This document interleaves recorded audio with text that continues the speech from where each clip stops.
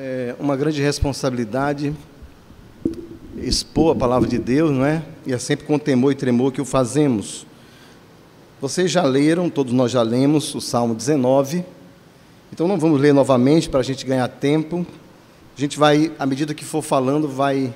Eu quero só ler novamente com vocês o verso 7, 8, versos 7 e 8, tá bom?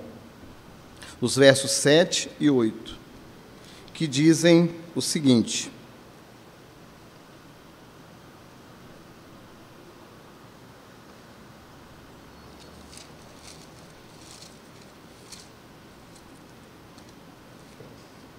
Salmo 19, eu estava em Provérbios, 19, 7 e 8 diz assim: a lei do Senhor é perfeita e restaura a alma, o testemunho do Senhor é fiel e dá sabedoria aos simples. Os preceitos do Senhor são retos e alegram o coração. O mandamento do Senhor é puro e ilumina os olhos. Vamos orar. Amado Pai, nós te louvamos pela tua bondade e misericórdia que se renovam a cada dia.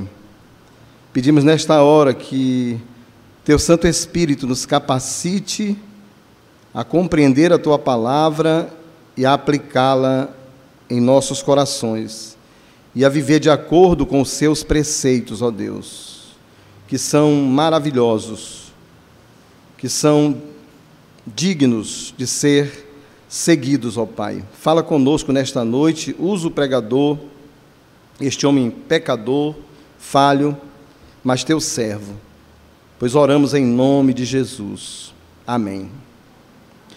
Meus irmãos, queremos falar nesta noite, como já disse o irmão, o dirigente, irmão Tiago, sobre os benefícios da palavra de Deus. Os benefícios da palavra de Deus. Poderia usar o Salmo 119, né? Mas é muito longo, é muito grande. Ali nós temos muitos benefícios registrados. Benefício, segundo o dicionário, é graça, privilégio, proveito, vantagem. Então, há muita vantagem, há muitos privilégios para quem medita, lê e estuda a palavra de Deus. E a palavra de Deus, ela vai de Gênesis a Apocalipse. Diz Paulo que toda a Escritura é inspirada por Deus e útil para o ensino, para a correção, para a repreensão, para a educação da justiça, a fim de que o homem de Deus seja perfeito e perfeitamente habilitado para toda boa obra. Portanto, a Bíblia é muito valiosa, é mais desejável do que o ouro depurado, e é mais doce do que o mel e o destilar dos favos. Conta-se que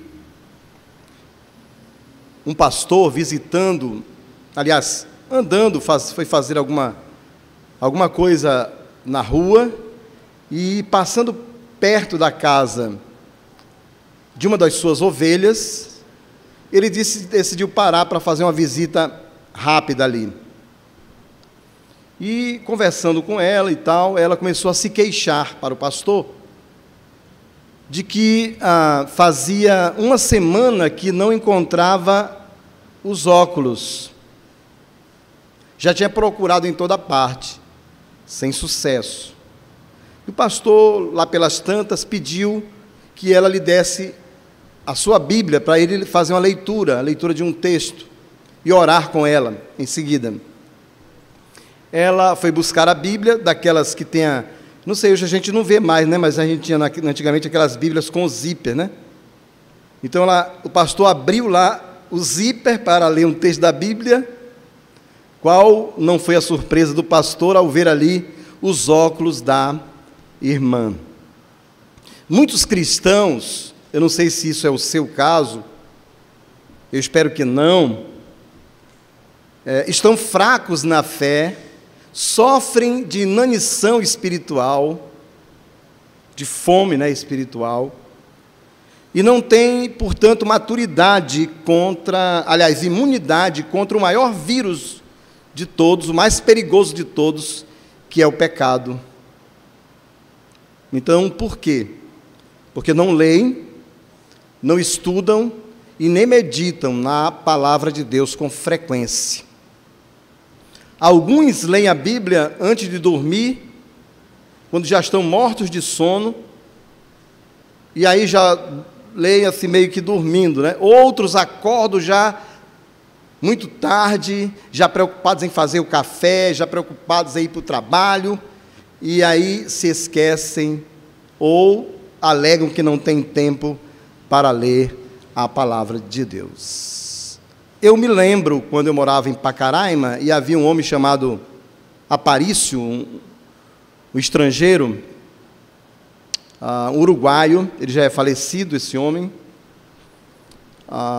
Ele era casado com a irmã daquela irmã Marli, esposa do missionário Gervaldo, que era já falecida, né? Esposa do Gervaldo. E ele dizia que não tinha tempo para ler a Bíblia. Eu falava com ele: se eu ler a Bíblia, irmão, vamos ler aqui a Bíblia.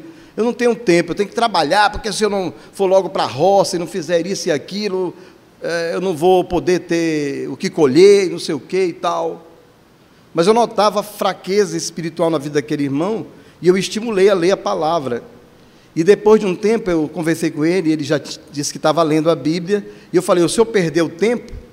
Ele disse: não, eu ganhei tempo. A palavra de Deus, meus irmãos, é o nosso alimento espiritual, é o nosso alimento espiritual.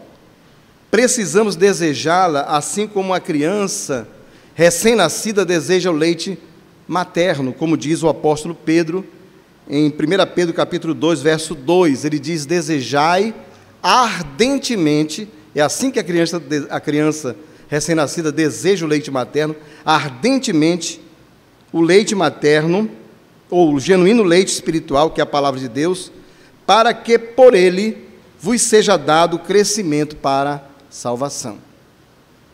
Uma criança que se alimenta do leite materno é uma criança bem nutrida, é uma criança que dificilmente vai desenvolver doenças. Ela pode até contrair alguma doença, mas ela vai vencer as doenças. Diferentemente de uma criança que não é nutrida com leite materno. E aqui eu me reporto aqui ao Maurício, uma criança que eu conheci no Contão, que o Jonas criou, irmão da Elda, da esposa dele. Perdeu a mãe do parto, e ficou um tempo com o pai, e quando chegou à casa do Jonas só tinha barriga. Raquítica a criança. Ela foi aprender a andar com 8 anos de idade. A falar, acho que lá para os 12. Veja o atraso. Então, tem muitos crentes que estão, vamos dizer assim, raquíticos na fé, porque não leem, não meditam, não estudam a palavra de Deus. E não desejam, portanto, com fervor, ardentemente, o genuíno leite espiritual. Tem alguns que têm 20 anos de crente e só conhecem João 3,16 de cor. Né? Não é verdade? Quando vão um versículo, aí só citam um versículo. Jesus disse: nem só de pão vive o homem, mas de toda palavra que procede da boca de Deus. E aí, Jesus está mencionando um texto lá de Deuteronômio. Lá em Deuteronômio diz Moisés que, Deus falando pela boca de Moisés, que eu sustentei vocês com maná, que vocês não conheciam, eu deixei vocês passarem fome, para dar a entender que nem só de pão vive o homem, mas de toda palavra que procede da boca de Deus. Deus se revela, meus irmãos, a nós de 3 maneiras. Pela natureza, os céus proclamam a glória de Deus, o texto diz aqui, o firmamento anuncia as obras das suas mãos, não é isso? Um dia discursa outro dia, uma noite revela conhecimento a outra noite. Diz a palavra. Não há linguagem nem a palavra, e deles não se ouve nenhum som. No entanto, por toda a terra se faz ouvir a sua voz e a sua palavra até aos confins do mundo. Aí pôs uma tenda para o sol, o qual, como noivo que sai dos seus aposentos, se regozija como herói a percorrer o seu caminho. Principia numa extremidade dos céus e até a outra vai o seu percurso, e nada refoge ao seu calor. O Senhor se revela por meio das coisas que Ele criou. E em Romanos, Paulo diz que é por isso que os homens são indesculpáveis, por não crerem no Senhor. Mas também o Senhor se revela a nós, por meio da consciência. Há uma lei geral, imprimida na consciência de cada ser humano, de modo que, mesmo que o homem que nunca ouviu a Bíblia, nunca ouviu da palavra de Deus, ele vai ser julgado pela lei da consciência, a lei moral que existe na cabeça, na consciência de cada indivíduo, de cada criatura de Deus, de cada homem, de cada mulher. E Deus se revela também através ou por meio da Bíblia, E nós vemos isso aqui do verso 7 em diante. A revelação especial, a revelação por meio da Sagrada Escritura. A palavra de Deus, meus irmãos, é chamada por Davi aqui nesse texto de vários nomes. Lei, o verso, deixe-me ver aqui, é lei, né? Testemunho, preceitos, mandamento, temor e juízos. E para mostrar o seu valor, o valor da palavra de Deus, ele usa alguns adjetivos: perfeita, verso 7a, fiel, 7b, retos, está falando aqui, evidentemente, de preceitos retos, 8a, puro, 8b, límpido, do mandamento, né, verso 9, ou temor, e verdadeiros, versos 9b, e justos, 9c. Quem lê a palavra de Deus, quem lê, estuda e medita na palavra de Deus, recebe muitos benefícios espirituais, mas vamos estudar apenas 3, até por causa do nosso tempo. O primeiro está no verso 7, que é, o primeiro qual é? Restauração. A lei do Senhor, verso 7 diz, a lei do Senhor é perfeita, perfeita quer dizer inerrante, sem falhas, e restaura a alma. Restaurar significa reconstruir, revigorar, renovar. A palavra de Deus renova a nossa alma. Muitas vezes a gente está abatido pelas circunstâncias da vida. E quando lemos a palavra, o brilho nos olhos surge novamente. A alegria vem, né, ao nosso coração, nossa alma é revigorada. Nós temos novamente, sentimos força para viver. É por isso que eu diariamente preciso ler a palavra de Deus, para poder ter força, ter vigor. A palavra de Deus, de fato, renova a nossa alma. E, meus irmãos, nossa alma precisa ser restaurada constantemente pela palavra de Deus. Por quê? Porque nós somos pecadores. Nós pecamos por palavra, pensamento e ações. E de vez em quando, somos dominados por sentimentos negativos como estes. Não sei se acontece com você, comigo acontece. Eu acho que acontece com você também. Medo. Quem nunca teve medo aqui? Frustração, tristeza, angústia. O salmista até, num dos salmos diz: porque estás abatido, ó minha alma, porque te perturbas dentro em mim. Ele estava angustiado. Ódio, quando vemos as injustiças sendo cometidas. Ressentimento. Solidão. Já sentiu solidão mesmo cercado por uma multidão? Eu já. Várias vezes. Ansiedade. Eu vejo a minha mãe muito ansiosa.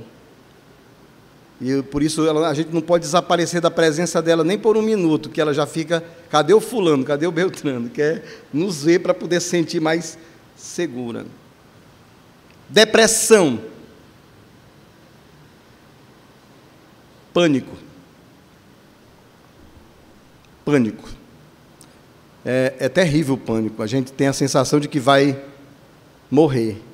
Sensação de que vai faltar o ar. E o pânico é decorrente das nossas emoções negativas.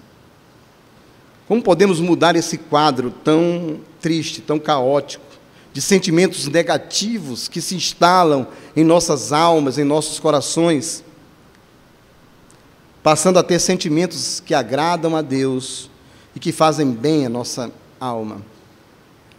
Sem dúvida nenhuma, renovando a nossa mente pela palavra de Deus. Falando acerca disso, o pastor Genuan Lira, que esteve aqui algumas vezes pregando para nós, autor do livro Desejos Dominados, ele afirma que se quisermos controlar nossas emoções, devemos controlar a fonte de onde elas brotam, que são os nossos pensamentos e as nossas ações. Com a capacitação do Espírito Santo, prossegue ele, podemos aprender a manter nossos pensamentos e ações sob controle. Se pensarmos certo, sentiremos certo. Então, o problema está no que nós alojamos na nossa mente, no nosso pensamento. Até teve um filósofo que disse: penso, logo existe, né? Logo existo. Nós somos o produto do nosso pensamento, alguém falou assim. E, de fato, se nós pensarmos coisas boas, nós vamos sentir coisas boas. Se pensarmos coisas negativas, vamos sentir coisas negativas. Nós não podemos, alguém disse, impedir que um passarinho sente na nossa cabeça, mas nós podemos impedir que ele faça o ninho. Pensamentos maus vêm e vão, mas precisamos levar cativo todo pensamento à obediência de Cristo. E como fazer sem renovar a mente pela palavra? Paulo diz em Romanos capítulo 12,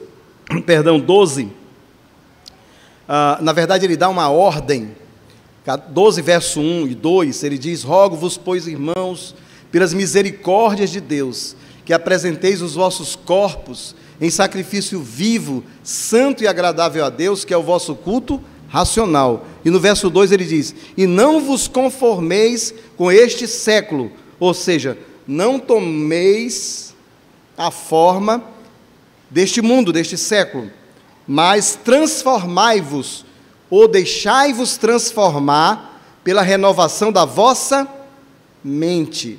Para quê? Para que experimenteis qual seja a boa, agradável e perfeita vontade de Deus. Perceberam como é importante renovar a mente para que a nossa mente e as nossas emoções sejam agradáveis diante da presença de Deus, para que as nossas almas, que estão abatidas e aflitas, cheias de tantos sentimentos maus, sejam revigoradas, sejam renovadas, restauradas. Prossegue o eminente pastor, dizendo: quando mantemos nossa mente sob controle, não permitindo que ideias erradas se alojem na nossa cabeça, nossos sentimentos serão agradáveis e teremos esperança a despeito das circunstâncias que nos cercam. Aí ele cita 1 Pedro 1,13. É por isso que Paulo, agora já sou eu falando aqui para os irmãos, é por isso que Paulo, na sua epístola alegre, Filipenses, enfatiza a necessidade de se pensar no que é bom. Filipenses 4:8 diz o seguinte: finalmente, irmãos, tudo que é verdadeiro, conhece o versículo? Tudo que é respeitável, tudo que é justo, tudo que é puro, tudo que é amável, tudo que é de boa fama, se alguma virtude há e se algum louvor existe, seja isso que ocupe o vosso pensamento. E eu pergunto, como pensar nessas coisas, se a gente não encher a nossa mente com a palavra bendita de Deus? Onde é que encontramos aquilo que é puro, aquilo que é amável, aquilo que é de boa fama? Alguém disse, comentando esse versículo, que o apóstolo está falando do próprio Cristo. E onde nós encontramos Cristo? Nas páginas das Sagradas Escrituras. Desde Gênesis. Começa com Cristo, termina com Cristo a Bíblia. Cristo está em cada verso da Bíblia. E nós precisamos, ao ler a Escritura, ver Cristo em cada página, em cada verso, porque Ele está presente. Ele é o Logos de Deus. Você quer, meu irmão, minha irmã, ter a sua alma restaurada, renovada? Vou lhe dar um conselho que eu dou para mim mesmo.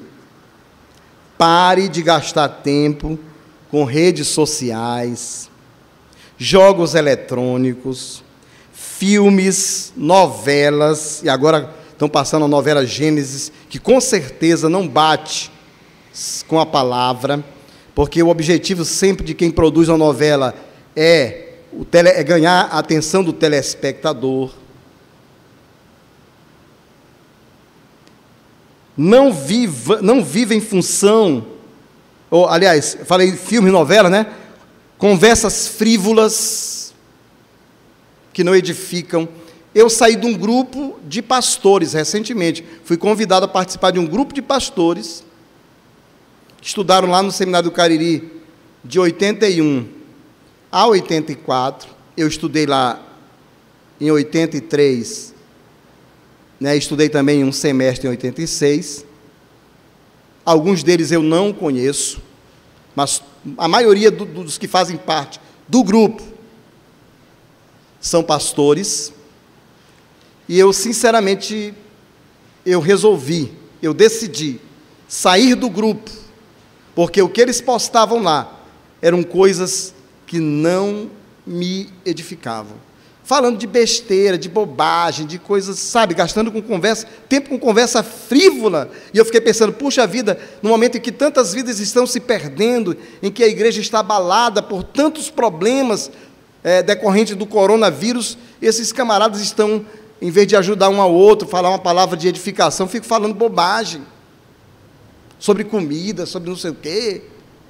Perdendo tempo com essas coisas frívolas. Não deu para mim. Eu não sou melhor do que eles, sou mais pecador do que eles, mas para mim não deu não, ficar perdendo meu tempo com aquilo. E era toda hora, aquela coisinha lá, chamando a minha atenção para eu ver o que estava postado, e eu pensando, é um versículo, é um conselho, não era nada disso, era só conversa frívola.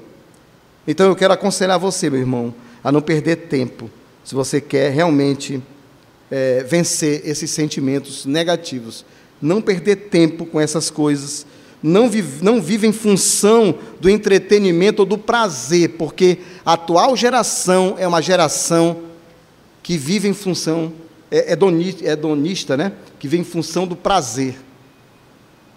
Aí, se não é jogo, é cinema, se não é cinema, é passeio, se não é passeio, é não sei o quê.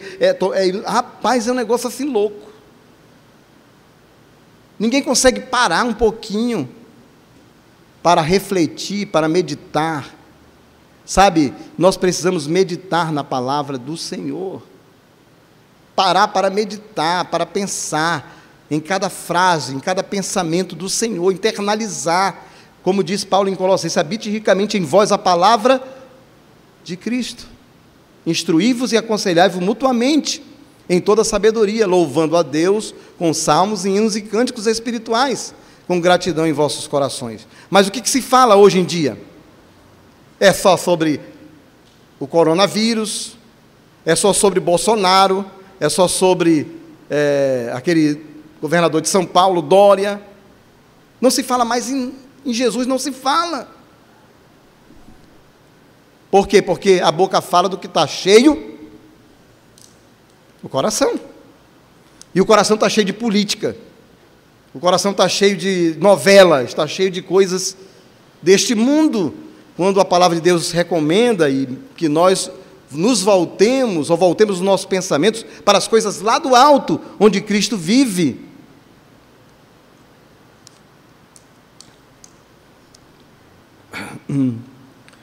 Precisamos investir, sim, o nosso tempo, que é tão precioso. Eu já estou com uns perto de 60, né? Não dá mais para perder tempo. Até porque esse vírus pode me pegar e me levar. Eu não posso mais perder tempo, minha gente. Eu estou com quase 60 anos. Eu tenho de gastar tempo com aquilo que é bom, que é aquilo que é proveitoso. E existe algo mais proveitoso do que a palavra? Algo mais benéfico para a nossa alma do que a palavra de Deus? Precisamos investir, meus irmãos, o nosso tempo na leitura, na meditação e no estudo da palavra de Deus. Eu estava falando de meditar, né? Não sei se eu já falei aqui, mas o que significa meditar na palavra? Nós temos que fazer como o boi faz com o capim. Ele come o capim, aí ele engole, né, o capim, e aí ele vai para debaixo de uma árvore, e ele fica ali um tempão. Ele traz o capim de volta do estômago para a boca e fica remoendo ali o capim. Remoendo, e tirando todos os nutrientes do capim.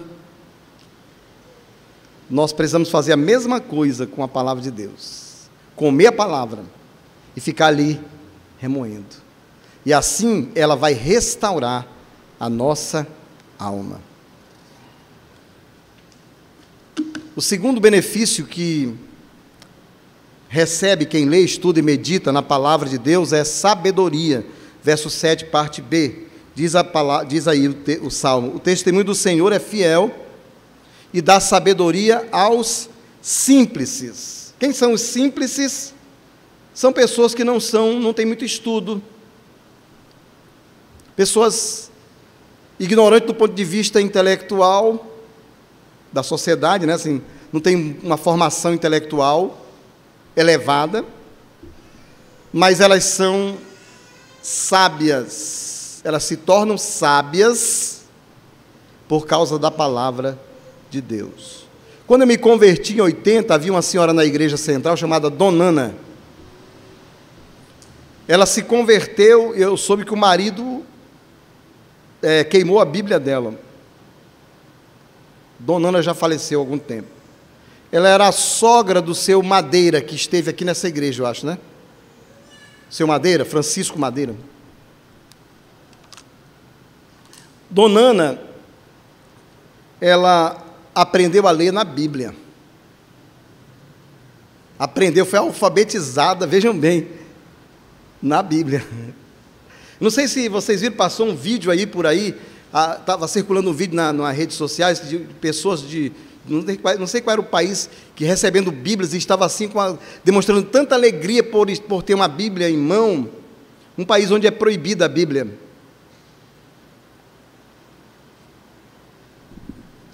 Porque, não sei, mas eu acho que até hoje há país em que a Escritura ela é proibida, o culto é proibido, as pessoas não têm acesso à palavra de Deus.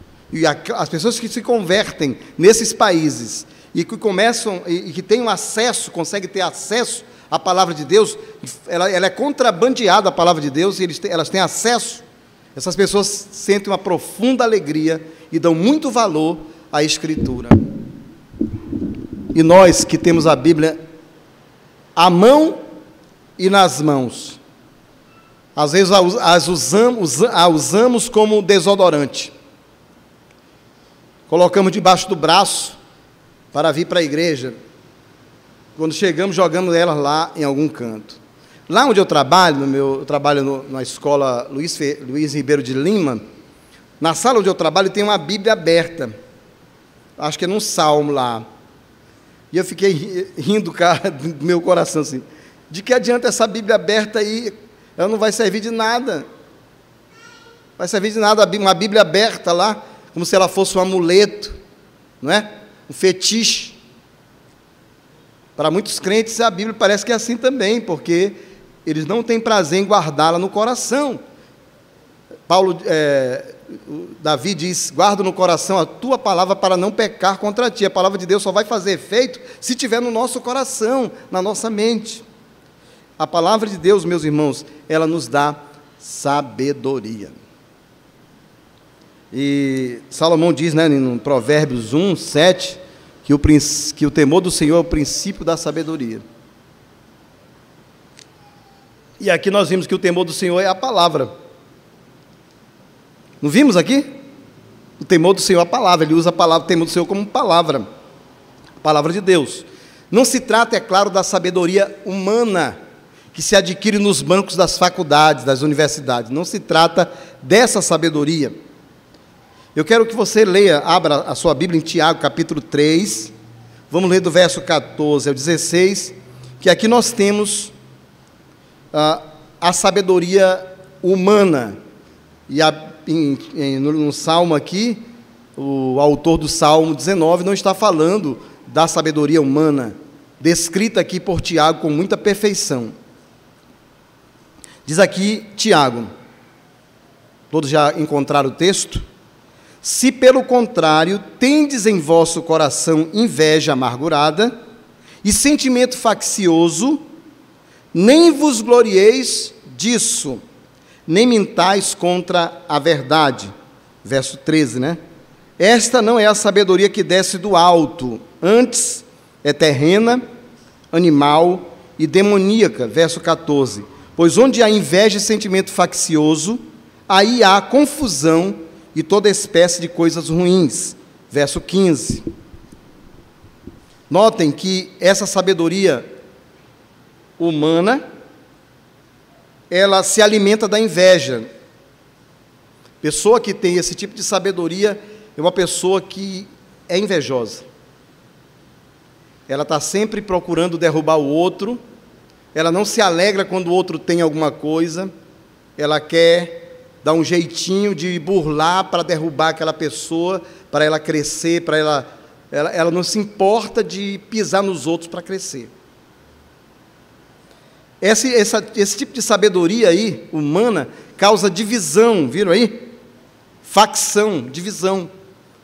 Geralmente, numa igreja onde há esse tipo de sabedoria se instala ou se torna dominante, formam-se vários grupinhos. Não há unidade numa igreja onde esse tipo de sabedoria está predominando. Ela conduz à vanglória. Ele diz Tiago, nem vos glorieis disso. Pessoa que tem esse tipo de sabedoria para enganar os outros, quando vai vender um carro adultério, o velocímetro, maqueia o carro para vender por um valor alto, né? E ela se gloria, porque, olha, eu sou esperto, sou mais esperto que todo mundo. Eu conheço gente assim, você deve conhecer também. Essa sabedoria, diz Tiago, ela é terrena, não vem de Deus. Ela é da terra, não vem dos céus. Verso 15. Ela é animalesca, tem origem na natureza pecaminosa que habita em cada um de nós. A natureza que nós herdamos dos nossos pais, de Adão.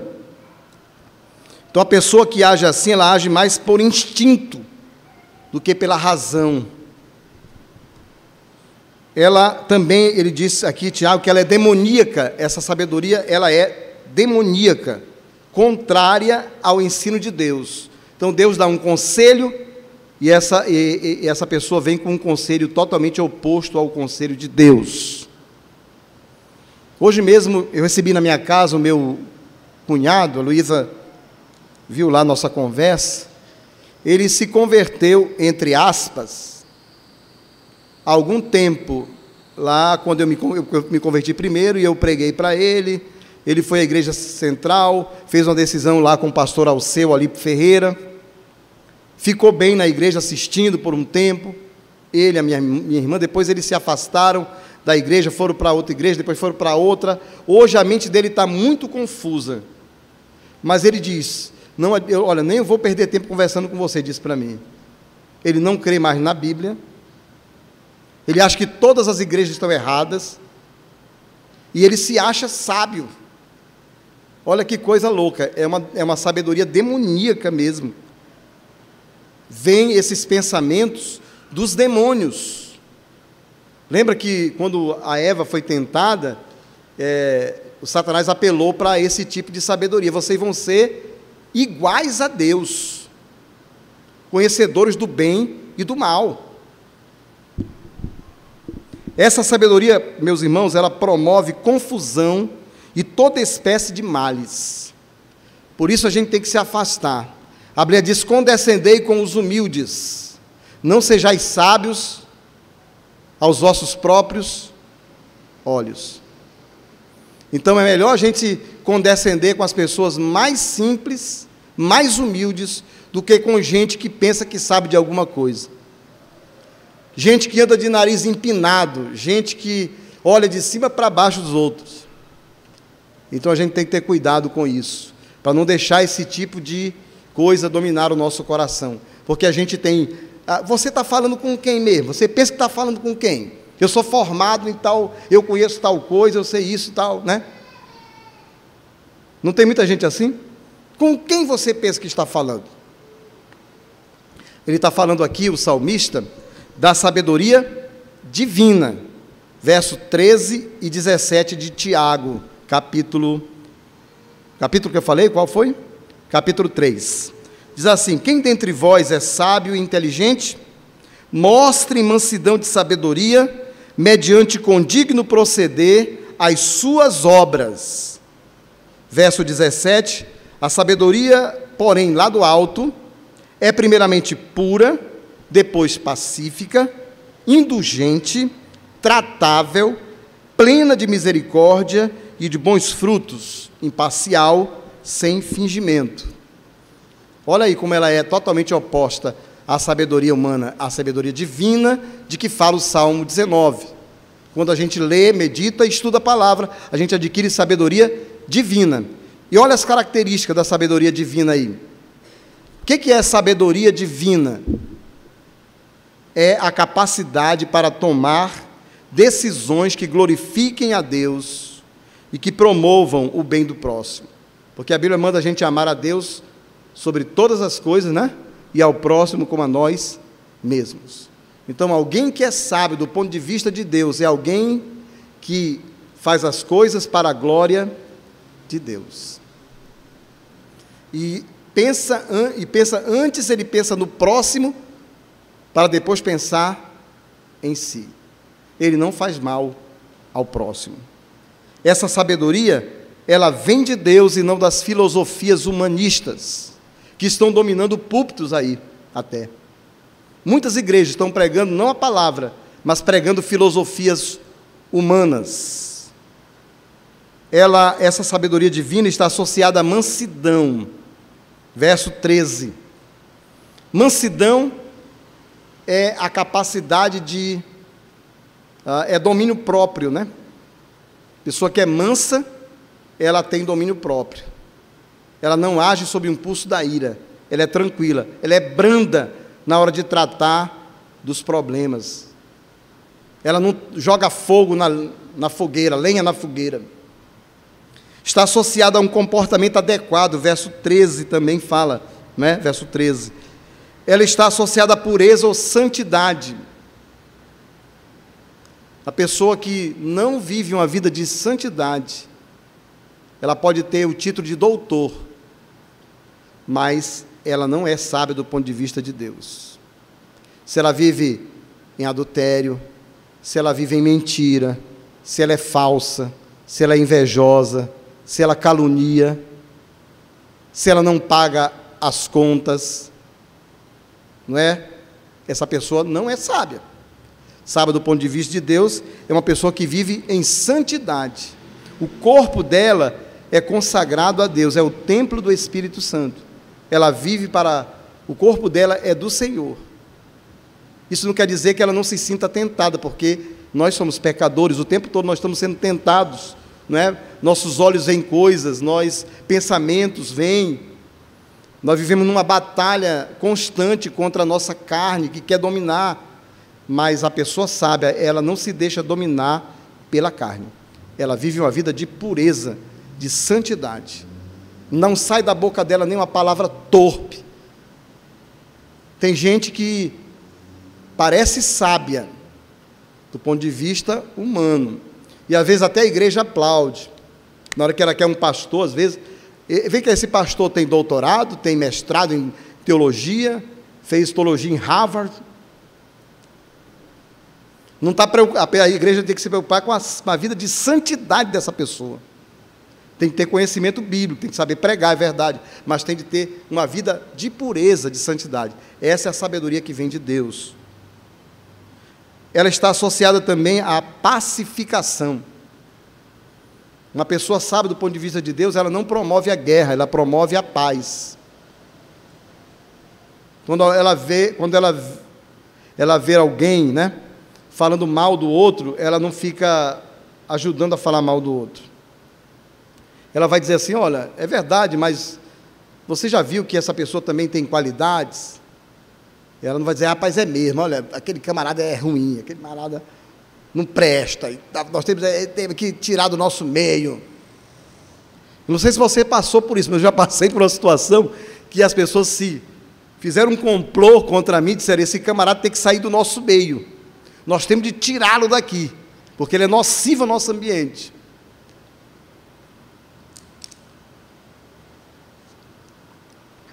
Está associada também à indulgência, é tratável. Ou seja, a pessoa que é sábia, ela é sensível à necessidade do outro. Ela tem empatia. Não quer dizer que ela vai fazer vista grossa ao pecado. Não é isso. Mas ela vai agir como Jesus agiu naquela situação da mulher pega em flagrante adultério e levada perante ele. Não é? Ele não ficou acusando a mulher. Ele ficou de cabeça baixa. Depois ele olhou para a mulher, depois que todos saíram. Mulher, nem ninguém te condenou, nem eu tampouco te condeno. Vai, não peques mais. E a palavra de Deus diz lá, em Gálatas 6, né? Que nós devemos, quando nós virmos alguém caído, o que nós devemos fazer?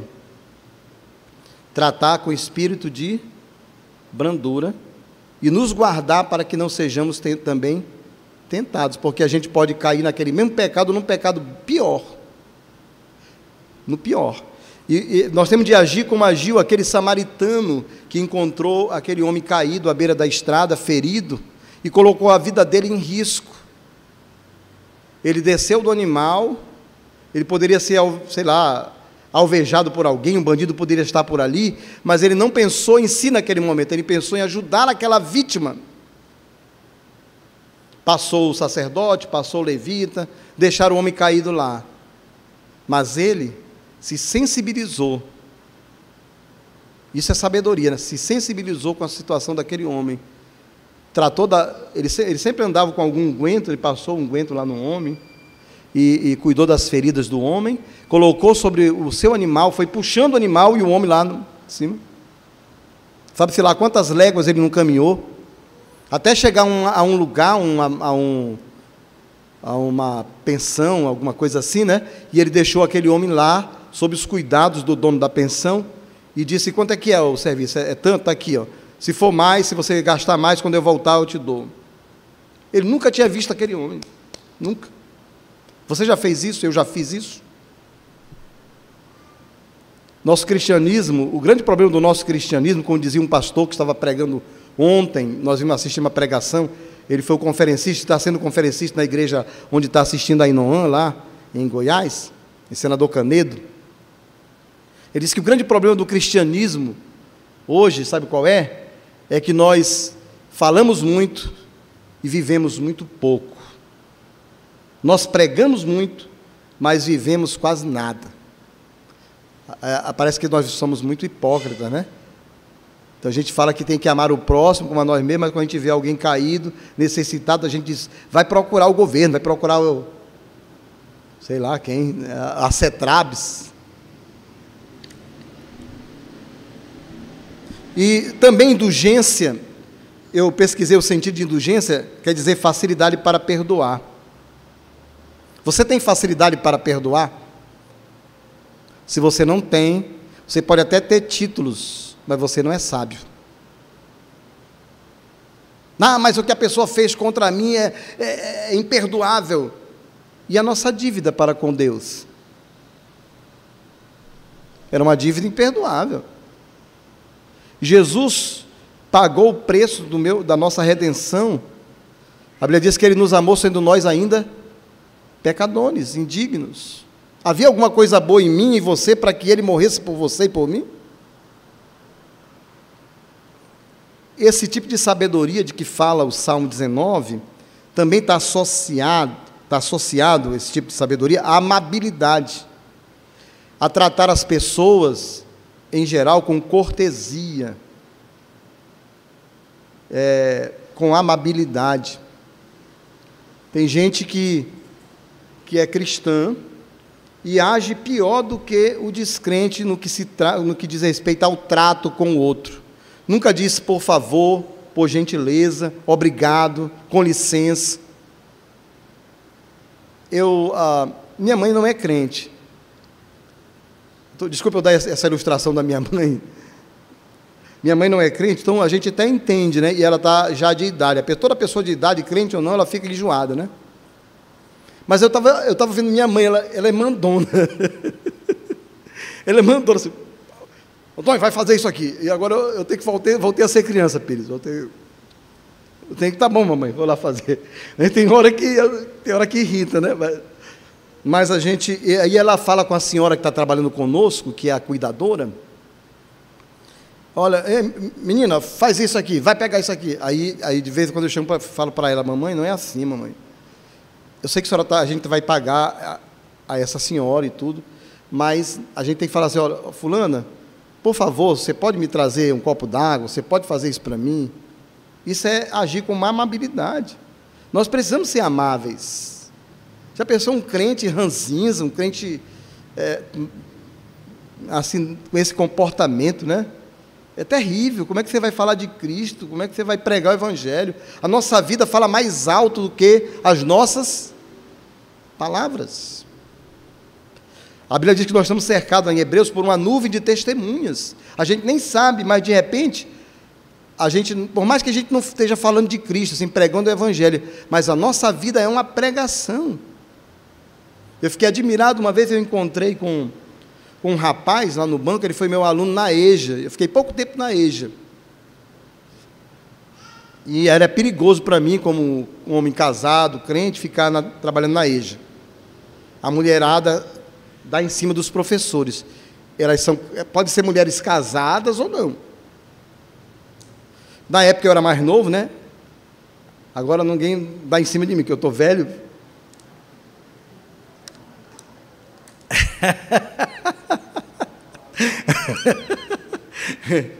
Pois é, mas aí, o que aconteceu? Ele viu aquelas mulheres fazendo algumas investidas e eu me saindo. Passado um tempo, me encontrei com ele no banco. Ele é segurança de um banco. E eu conversando com ele, ele disse, professor, eu agora sou crente. E olha, o senhor foi assim, eu vi a sua vida, o senhor influenciou a minha vida. E eu nem sabia que eu estava sendo influenciando a vida daquele rapaz. Hoje eu sirvo a Deus. Eu preguei para ele, mas ele não se converteu comigo, né, assim. Mas ele disse que viu a minha atitude, ele achava que nenhum homem resistia às investidas das mulheres, que os homens crentes eram só de fachada, que na verdade eles aprontavam, né? Todos aprontavam. E pela graça de Deus, Deus me ajudou a dar um bom testemunho ali, porque a gente não consegue vencer isso pela própria força, o pecado, né? A gente vence com a ajuda do Senhor. É por isso que a gente precisa ler a palavra, amar a palavra. E essa sabedoria está associada também à misericórdia. Misericórdia quer dizer, no grego, colocar o coração na miséria do outro. No grego é isso, colocar o coração na miséria do outro. Miséria e córdia. Córdia é coração, né? Miséria, colocar o coração na miséria de outro. Quer dizer, se colocar no lugar do outro. Mais uma vez eu quero pedir perdão por eu mencionar uma situação que a gente vivenciou hoje. Um homem chegou ali pedindo alguma coisa. A princípio eu pensei, não, esse homem, eu estou sem dinheiro ali, o dinheiro está lá com a Luísa, eu não vou dar, não. Eu confesso que eu pensei em não dar o dinheiro. Mas aí eu comecei a conversar com ele, eu vi que ele precisava comer, ele disse que precisava comer, ele não estava bêbado, era um senhor de idade. Eu digo, então espere aí que a minha mulher vai chegar com a minha carteira e eu vou lhe dar o dinheiro. E eu dei um dinheiro para ele. E a gente tem de ter essa sensibilidade, de colocar-se no lugar do outro, né? Porque podia ser que ele estivesse mentindo, mas podia ser que fosse verdade. Como é que eu ia saber? Essa sabedoria também está associada à imparcialidade. Verso 17. Ser imparcial, o que quer dizer? É não puxar brasa para a nossa sardinha. É julgar de acordo com os fatos. É isso, advogada? Julgar de acordo com os fatos e não com as minhas preferências. Então, se eu tenho meu filho aqui sendo julgado, mas ele cometeu um crime, porque ele é meu filho, eu sou o juiz, eu vou inocentá-lo? Eu, como cristão, jamais. Vai doer no coração, mas eu vou ter que dizer a verdade, vou ter que agir sem parcialidade. Se eu realmente sou sábio do ponto de vista divino, eu vou agir assim. Eu não vou me levantar contra o pastor, porque ele vai disciplinar o meu filho na igreja, meu filho que pecou, meu filho que fez uma coisa errada. Eu não vou ficar chateado porque alguém repreendeu o meu filho que estava correndo aí na igreja e gritando, uma criança grande já. E aí um irmão advertiu, aconselhou meu filho, não vou ficar chateado com isso. Nem vou dizer também, como eu já vi alguns pais dizendo, não, meu filho não faz isso não. Como assim? Tem pessoas que pensam que o filho dela é melhor do que os outros, que não peca. E essa sabedoria também está associada à verdade, verso 17, de Tiago 3. Existe uma verdade absoluta. Hoje tudo é relativo, né? Na sociedade, tudo é relativo. Mas existe uma verdade absoluta. E Jesus é a verdade. Eu sou o caminho e a verdade e a vida. Ninguém vem ao Pai senão por mim. E a Escritura é a verdade de Deus revelada. O que diz João 17:17? Santifica-os na verdade, a tua palavra é a verdade.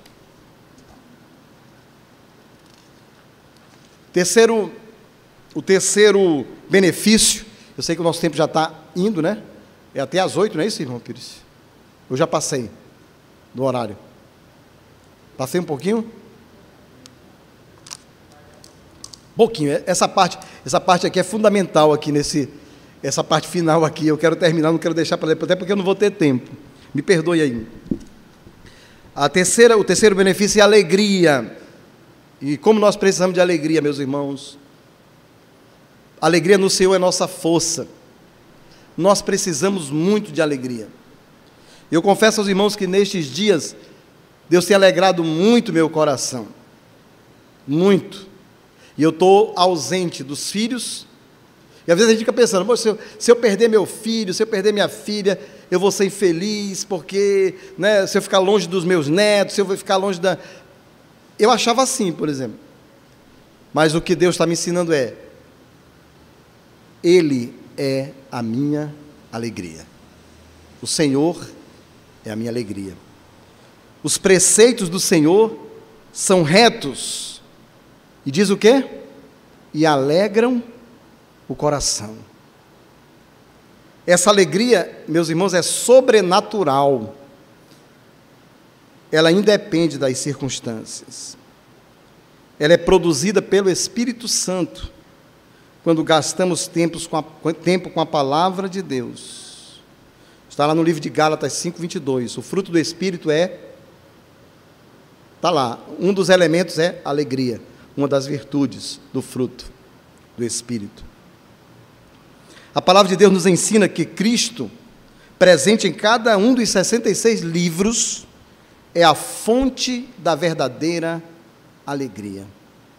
Quem bebe, pois, da Escritura, bebe de Cristo, a fonte da água da vida. Com Cristo e a palavra de Deus em nosso coração, podemos nos alegrar em qualquer situação, a exemplo do apóstolo Paulo. Ele diz: eu aprendi a viver contente em toda e qualquer situação. Alegrei-me, ele diz lá em Filipenses capítulo 10, versos 10 a 13, alegrei-me no Senhor, porque agora uma vez mais renovastes a meu favor o vosso cuidado, o qual também tinhas antes, mas vos faltava oportunidade. Digo isso não por causa da pobreza, porque aprendi a viver contente em toda e qualquer situação. E ele estava preso em prisão domiciliar lá em Roma, quando escreveu a carta. Tanto sei estar humilhado, como também honrado. De tudo, em todas as circunstâncias, já tenho experiência. Ele já tinha levado surra, já tinha sido preso, açoitado várias vezes, naufrágio, ele sofreu mais de um naufrágio, já tinha sido traído por falsos irmãos, apedrejado e tantas outras coisas. Tinha passado fome, nudez, perigo. Tinha experiência de tudo, tanto de fartura como de fome, tanto de abundância como de escassez. Aí ele diz o segredo: tudo posso em Cristo que me fortalece. O que ele está dizendo é o seguinte: se eu tenho Cristo, eu tenho tudo, tudo aquilo de que preciso. Cristo é suficiente, Ele basta. Então, Ele me fortalece. Em qualquer situação, Ele me dá alegria, Ele me dá paz. Vocês já leram o livro O Apóstolo dos Pés Sangrentos? Eu acho que vocês não vão encontrar esse livro. Eu li quando era novo convertido, foi por indicação da dona Eidi Ferreira. Um rapaz, bem novinho, ele se converteu, o pai era riquíssimo, e o pai era de uma seita lá do Oriente, queria que ele abandonasse o cristianismo, mas ele não abandonou, então o pai o expulsou de casa, envenenou a comida para ele morrer. Milagrosamente ele escapou da morte, e ele começou a pregar o evangelho nas regiões do Tibete. Teve uma ocasião, me lembro, que o tio dele, riquíssimo, era Marajá, uma coisa assim, abriu um tesouro ali e mostrou para ele muitas riquezas, coisas assim maravilhosas, um tesouro. O tio dele se humilhou diante dele e disse: olha, eu te dou tudo isso aqui para você negar esse Jesus. E ele sabia que o tio dele estava se humilhando, e ele no coração dele disse: eu não posso fazer. Ele disse para o tio: eu não posso negar a Jesus, o senhor pode ficar com a sua riqueza. Ele foi expulso, e ele se tornou o apóstolo dos pés sangrentos. Houve uma ocasião que ele foi jogado num poço escuro, e ele ficou ali por algum tempo, ali naquele poço, ele não sabe por quanto tempo, mas ali havia cadáveres, fedia muito, mas ele não sentia o mau cheiro, ele sentia a presença de Jesus ali. ali, a presença de Jesus. Porque a palavra de Deus nos alegra, porque ela nos revela que os sofrimentos do presente, a família do Tiago está enfrentando sofrimento, a tia dele, nossa irmã Sheila, está hospitalizada, está entubada. Eu aprendi que não é entubada, mas intubada, né? Entubada lá, lutando contra essa doença, e graças a Deus que ela está estável agora. O Ricardo já vão dar alta dele, né, do Ricardo. O Samuel também, cuidando da família lá dos dois, contraiu o vírus e está numa das salas nossas aqui da igreja, para não contaminar a família, isolado aqui. Então, meus irmãos, os sofrimentos do presente são muito grandes. E a palavra de Deus nos ensina que os sofrimentos do presente não se comparam com a glória, ou com as glórias do porvir. Aqui é uma leve e momentânea tribulação. É leve e momentânea. Porque no máximo a gente vai viver aqui 100 anos.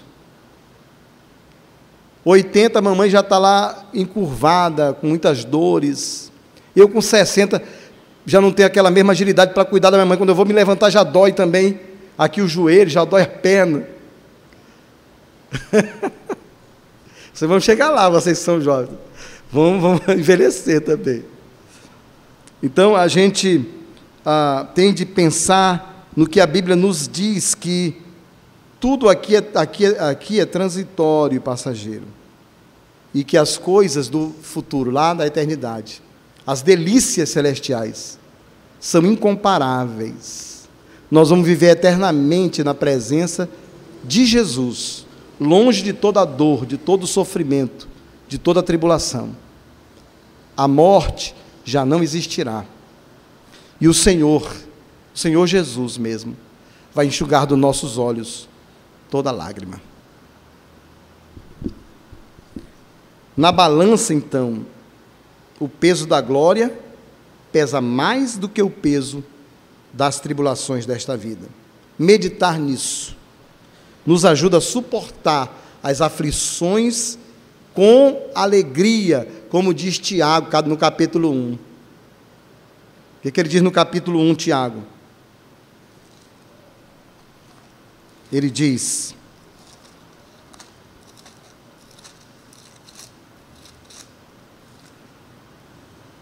meus irmãos, tende por motivo de toda alegria, verso 2, o passardes por várias provações. Motivo de alegria. Porque, meus irmãos, a palavra de Deus nos alegra, também porque ela nos revela que conhecer a Cristo vale mais do que todos os tesouros deste mundo. Presta atenção, conhecer a Cristo vale mais do que todos os tesouros deste mundo. Bens, títulos, família, status, amigos e etc, etc.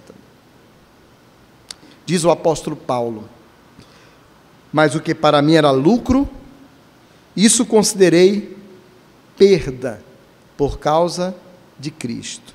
Sim, deveras considero tudo como perda por causa da sublimidade do conhecimento de Cristo Jesus, meu Senhor, por amor do qual perdi todas as coisas e as considero como refúgio, como lixo, como escória, para ganhar a Cristo. E aqui ele está falando de um conhecimento experimental de Cristo, não um conhecimento intelectual, teológico. Experimental. Cristo é o tesouro mais valioso que existe. Quem o possui não o troca por nenhum outro, por sexo, por poder, por prestígio, por aplauso, por nada. Disse um poeta cristão: Jesus é melhor que ouro e bens. Melhor muito mais do que tudo que tens. Melhor que riqueza, que posições. Melhor muito mais do que milhões. Martinho Lutero escreveu, corrobora essa verdade da Escritura, dizendo, no hino 323 do nosso cantor cristão, que tem como título Castelo Forte: se temos de perder os filhos, bens, mulher, embora a vida vá, por nós Jesus está, e dar-nos-á seu reino.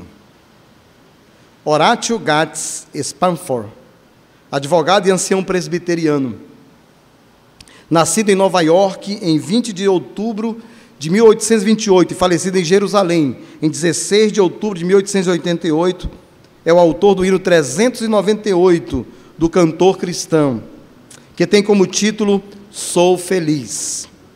Ele o escreveu após perder 4 filhas em um naufrágio. O que ele diz na letra do hino revela o quanto ele amava a Cristo.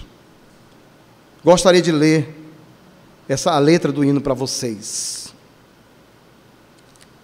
Se paz a mais doce me deres gozar, se dor a mais forte sofrer, ó seja o que for, tu me fazes saber que feliz com Jesus sempre sou. Sou feliz com Jesus, sou feliz com Jesus, meu Senhor. Embora me assalte o cruel Satanás e ataque com vis tentações, ó certo eu estou, apesar de aflições, que feliz eu serei com Jesus. Meu triste pecado, por meu Salvador, foi pago de um modo cabal. Valeu-me o Senhor, ó mercê sem igual. Sou feliz, graças dou a Jesus. A vinda eu anseio do meu Salvador, em breve virá me levar ao céu, onde vou para sempre morar, com remidos na luz do Senhor. Sou feliz com Jesus, sou feliz com Jesus, meu Senhor. Queridos irmãos e amigos, vale a pena gastarmos tempo com a palavra de Deus, lendo-a, estudando-a e meditando nela. Entre os benefícios que recebemos estão a restauração da nossa alma, a sabedoria divina e a alegria do Senhor. Alegria do Senhor, que é a nossa força. Vamos orar?